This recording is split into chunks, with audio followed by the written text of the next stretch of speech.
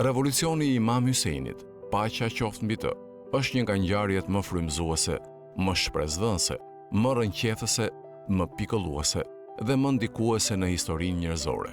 Kjo tragjedi përkujtohet çdo vit nga besimtarët mysliman dhe veçanërisht nga dashamirësit dhe pasuesit e Ehli Bejtit të profetit Muhammed, paqja e bekimi i Allahut qoftë mbi të dhe mbi familjen e tij. Ky përkujtim quhet matem.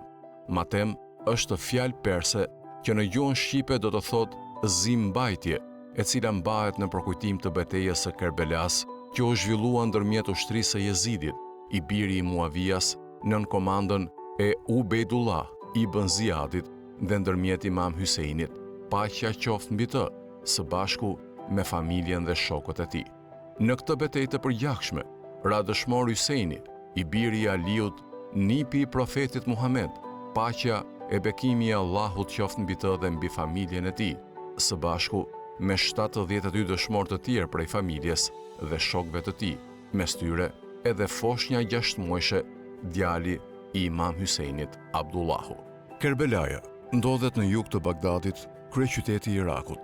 Largësia mes Bagdadit dhe qytetit të Kerbelas është afërsisht 105 kilometra. Kerbelaja hyn në kategorinë e vendeve të shenjta për besimtarët mysliman, pas Mekës, Medinës, Jeruzalemit dhe Nexhefit.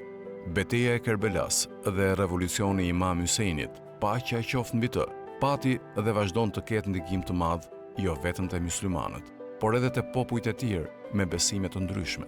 Gjithashtu, edhe te personalitetet e shquara botërore në lindje apo në perëndim, të cilët flasin me admirim e respekt të madh për këtë betejë dhe për personalitetin e lartë të Imam Hysejnit, paqja qoftë mbi të. Mahatma Gandhi, 1869-1948, udhëheqësi politik dhe shpirtëror i Indisë, ka thënë: "E kam studiuar me detaje jetën dhe veprën e dëshmorit të madh islam, Imam Hysejnit." Pas një leximi të kujdesshëm, betejë e Kerbelas më mësoi se nëse India dëshiron të arrijë fitoren, duhet të ndjek rrugën dhe shembullin e Hysejnit. Kryengritja e Imam Hysejnit, paqja qoftë mbi të, është një epope humane dhe shpirtërore, e cila pavarësisht shekujve që kanë kaluar, ende vazhdon të shpërthejë emocione dhe të ndezë ndjenja. Ai së bashku me shokët dhe familjen e tij duruan dhimbjet dhe torturat më të tmerrshme. Imam Hysejni, paqja qoftë mbi të, me gjithë mundësitë e tij të kufizuara dhe mungesës së përkrahësve, qëndroi i palëkundur dhe dha mësimin më të mrekullueshëm të sakrificës dhe të flijimit. Revolucionarët u frymëzuan nga shpirti i qëndrueshmërisë dhe i guximit të Imam Hysejnit, paqja qoftë mbi të, gjatë gjithë kohëve. Kryengritja e Imam Hysejnit, paqja qoftë mbi të, kishte dimension politik. Ai është një revolucion kundër tiranisë, padrejtësisë dhe shthurjes. Imam Hysejni, paqja qoftë mbi të, ngriti parrullën e reformës.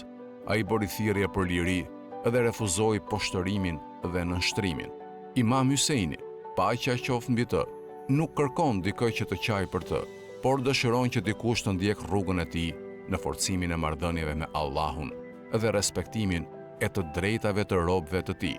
Paqja qoftë mbi Imam Hysejnin, paqja qoftë mbi të dhe dëshmorët e Kerbelas.